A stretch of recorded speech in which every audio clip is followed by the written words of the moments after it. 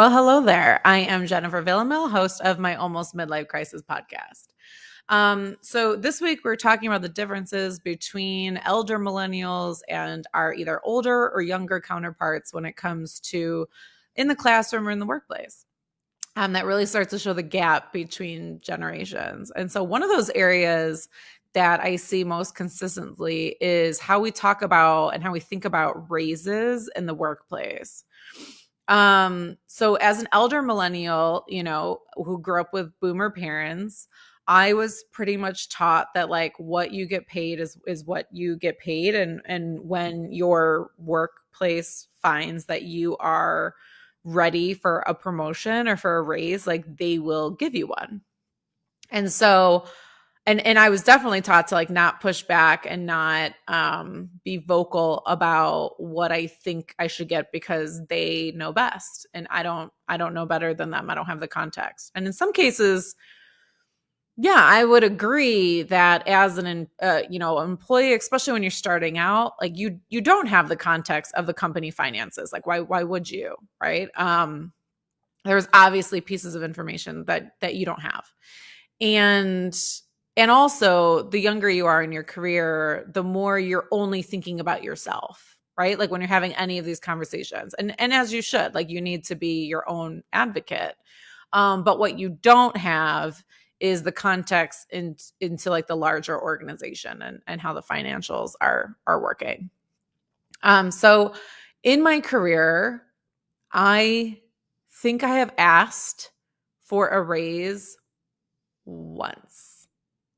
I am not even kidding you. I have been almost 18 years in the business. And I think, and this was recently, like within the last year, I asked for a raise when I was given more work. On the flip side, and I've gotten raises, I've gotten promotions. Like it's not that it hasn't happened. It's just I never asked for it. I kind of just waited for it to happen. On the flip side, managing younger millennials and Gen Zers, it's the complete opposite. Like there's not even a time in which we're not talking about their next step or their raise or when can they get a raise or what they think their raise should be. And, they don't think that raise is enough. They're very comfortable being upfront and vocal and really advocating for themselves.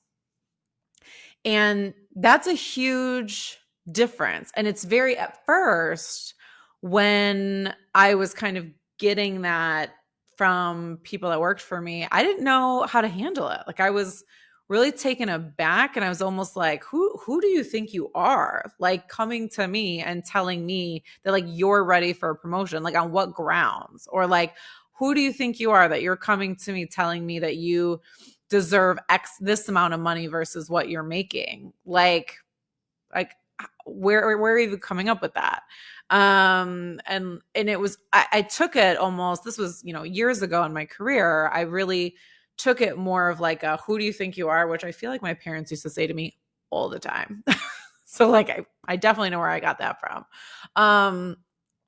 But as I grew in my career and as I spent more time with these younger cohorts, I actually really came to appreciate their self-advocacy and their while some people can look at it as entitlement, I look at it as advocacy. Because if you're not advocating for yourself, no one's going to. Like you can't expect other people to.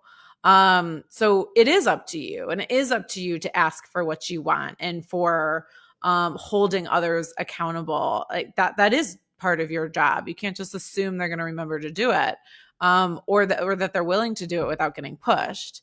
Now, I will say, I think the way sometimes they go about it and the way that they talk to management and leadership, I think could take some finessing a little bit, because I think it's also important to understand where the person you're asking and whoever you're advocating yourself to in order to get something from them. I think it's important to understand where they're coming from and their perspective so you can shape your argument that way. Like that's going to be a lot more effective than coming in just like demanding things. But I can really respect the advocacy. And I think that I've actually learned how to better advocate for myself by really engaging in more of these conversations, and getting pushed to think about, well, what is appropriate for us to be asking for and pushing for. So for that, I'm glad I got pushed out of my comfort zone, and I think I have a little bit of early millennial Gen Z to thank for that. Talk to you soon. Bye.